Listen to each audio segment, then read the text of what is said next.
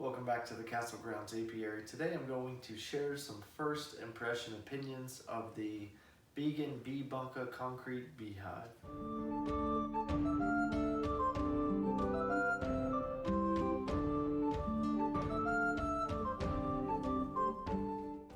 So as you can see, this is the bee bunker in its full, solid, rugged, contemporary, stylish form. It is a stark comparison to the traditional pine and paint hive of yesterday, today, what you have in your backyard or field today. There are some obvious benefits to this design and some drawbacks that I was not quite expecting when I went ahead and took the plunge on ordering the molds for this.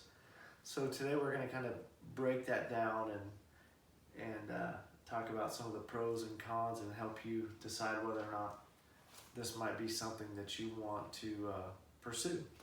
So the real obvious question is, what is the cost? And it's not as cut and dry as I wish it was. You know, in order to make this, there is a decent amount of material cost sitting right here on my table. But before we even got to that point, I had to spend a fair amount of money just to get the molds to put the material in. So Beacon is created by a guy named Ivan in South Africa. For years he's been working on the concrete molds needed to produce this type of product in a cost-effective and short time period way, if that makes sense. Something that could withstand the elements in Africa, which, fire was a big one, high heat was a big one, theft and vandalism was pretty high on their priority list as well, which is not something that I expect to have to endure as much, but I do like the weather tolerance and the low maintenance and potentially cost effectiveness of it.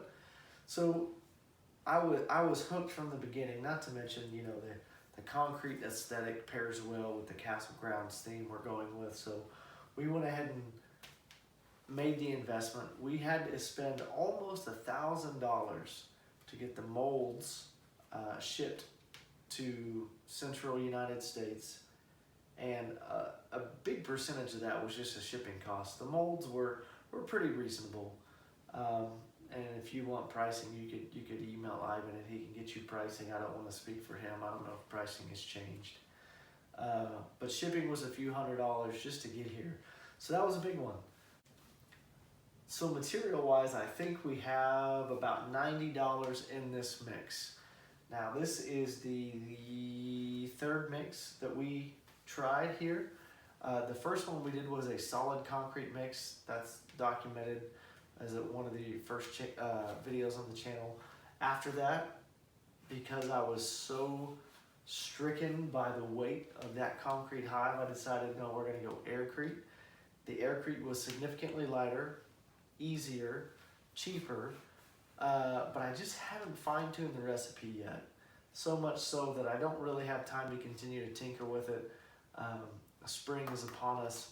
Bees and nukes will be here soon. I needed to get some hives ready to go. So I made one aircrete hive. That's also documented. It was a partial failure with some slivers of success that we will pursue when I have more time. This is the lightweight concrete mix.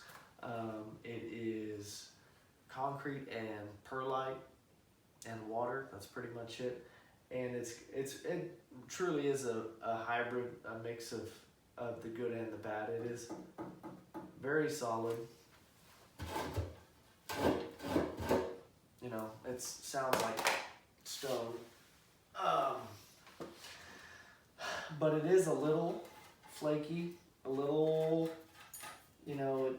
it's got very high compression strength, but I just wonder how it will hold up to movement and friction and wear and tear, just the kind of the sheer forces that will be exerted during normal hive inspections and maintenance and stuff. So we're gonna go with this, and this mix here is about $90 in cost with the concrete mix, the perlite, and the metal mesh reinforcement. So, you know, it's not cheap, and you can't really say it's just $90 either, because you have to factor in the cost of the molds. This was casting number 3 or 4, and so you really have to divide the cost of the molds by the amount of materials or products you make to really get a per unit cost. So right now this is, you know, close to $400 it cost me to make that, after materials and splitting it with the others. Now that will go down as I make more, but so it's not cheap.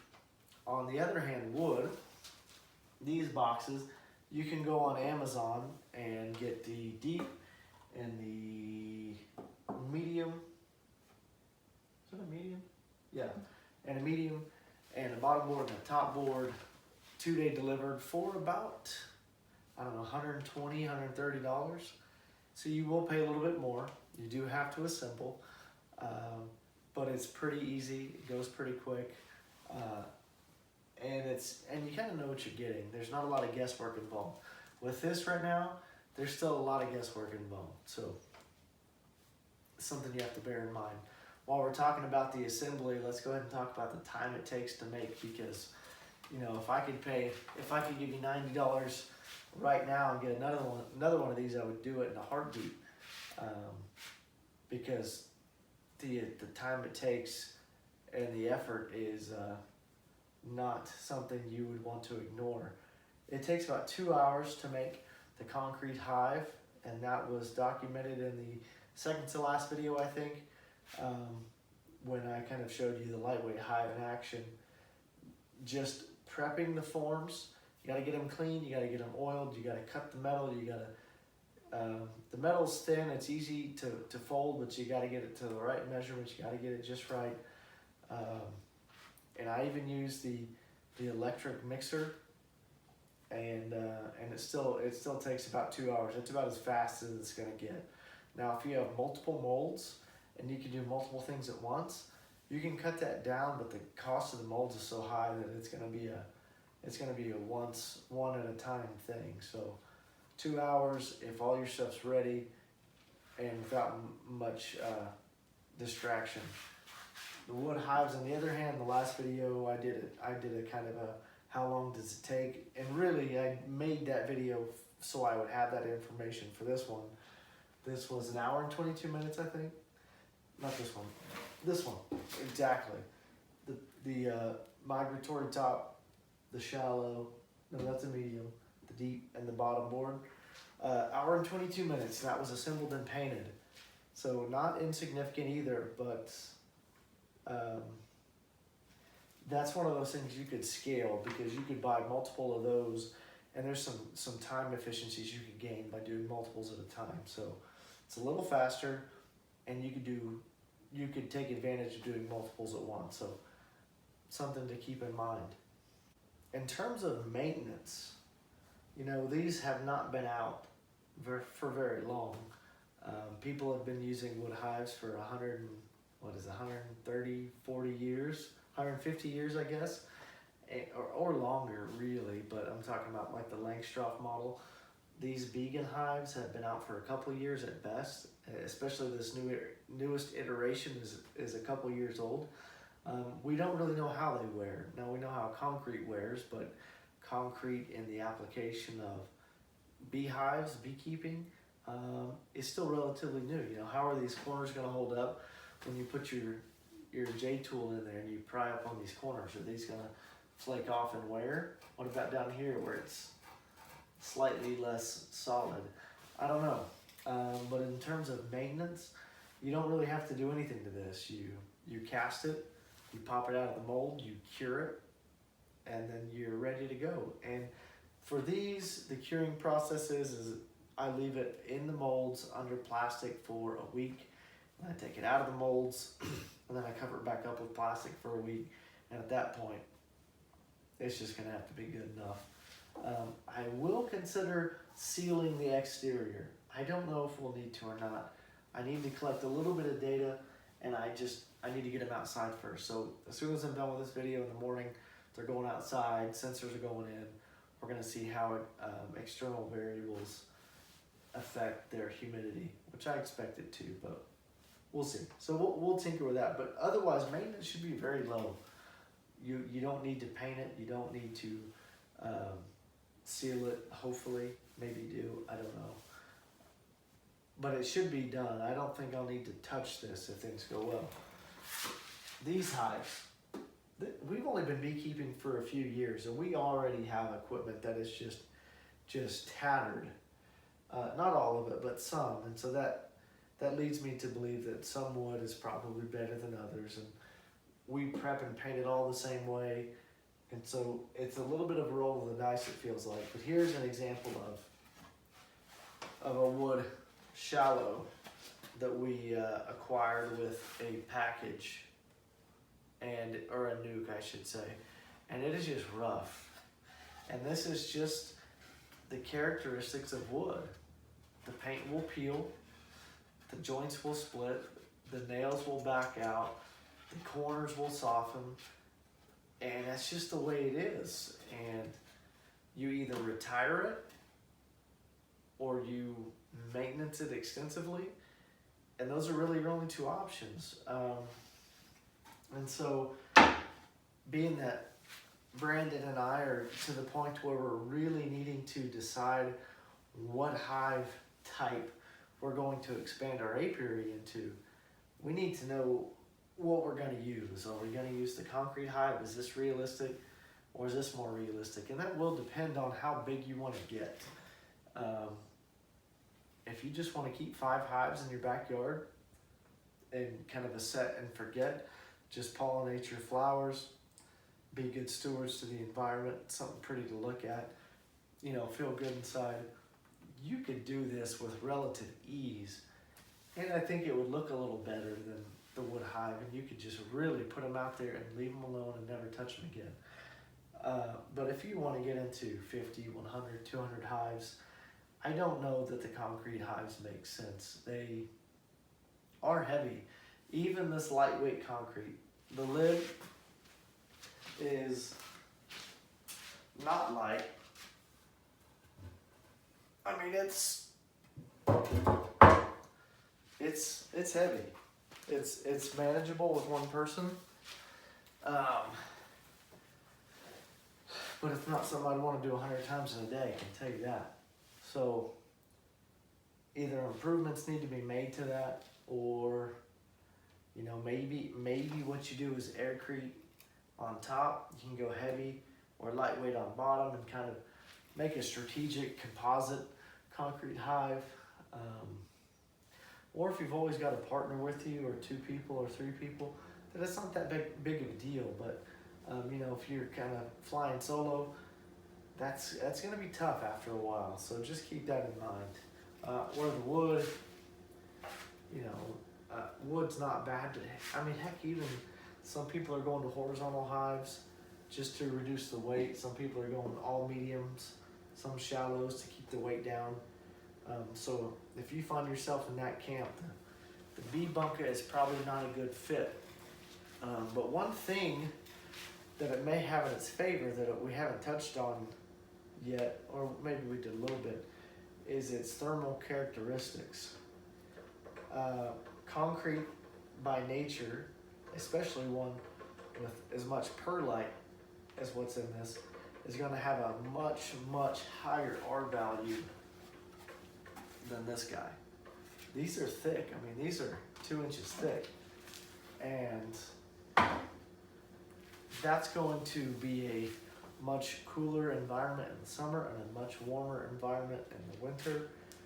And I can't help but wonder, what will that do for the efficiency of the bees? Instead of having your bees bearding all over the front of your wooden boxes, maybe they're comfortably inside making honey for you. So that's one thing to think about.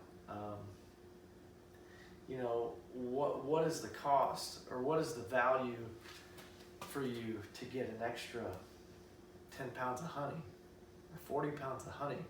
because they're working more efficiently and they're not constantly trying to heat or cool the hive. And that's kind of where we really are curious and want to know how good these are. And honestly, that's why we're doing this testing. And we'll get into that more in a later video, but we will have side-by-side comparisons of the concrete and wood hive with humidity and temperature sensors embedded in the brood frames. And we will monitor them every second of every day for the next year. And we will see, does the exterior material of the bee bunka produce more honey, produce more efficient bees? Is it a better living environment, a better work environment for our bees? And that's the big question. And if it is, because on paper, wood seems like the winner. The concrete hive seems like, hey, it's cool, but it's not quite good enough. But if this can make more honey, more money at the end of the day, well, then it might be something to consider. So that's really all I have. Those are the pros and cons. So if you're interested in these and don't really want to spend $1,000 to test them out, one way that we hope to offset some of that initial upfront cost is to sell some of these on our own. I don't plan on being a concrete beehive manufacturer or distributor, but if you are in central United States and you want to try one of these, for the cost of the material and a little bit extra for my time and effort, we can make a few of these and get them to you. So let us know if you're interested, and we can get some made for you. If you have any questions or specific comments, thoughts about these, or maybe there's something I missed, good or bad, about the concrete hive, let me know down in the comments. I'm definitely hopeful that this will kind of shake things up a bit and maybe be a little bit of a game changer. It's hard to believe that you could come up with something 150 years ago and it still be the best option. There's got to be something else. And I know plastic and foam is out there, but they're expensive too. And they're, you know, one neat thing about the concrete is if you wanted to scale them, you know, buying bulk material would really drive the cost down. Something I didn't mention was this $90 material is, you know, off the shelf, store-bought, prepackaged bags. You could probably cut that in half if you bought it in bulk. So that's the top of the tier for the cost. We could bring it way down. So anyway, like I said, if you have any questions, let us know. And until next time, thanks for watching.